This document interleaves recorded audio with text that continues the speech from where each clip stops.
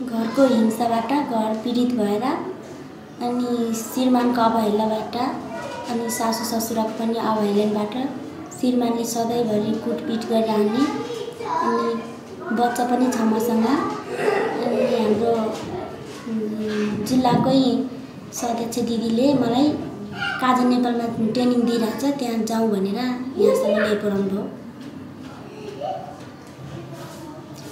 यो सिलाइ कटाइको तालिम लिइसकेपछि आफैले सिलाइ पसल खोल्ने अनि आफै सिलाएर जीवन जिउने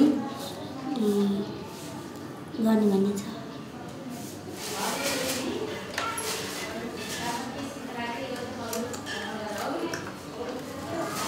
सिलाइ पसल खोलेपछि चाहिँ बच्चा पढाउन सक्छु, आफैलाई खाना लाउन र जीवन जिउन सकिन्छ अनि सबैको हेलाबाट पनि अलिक वञ्चित हुन्छु होला जस्तो लाग्छ।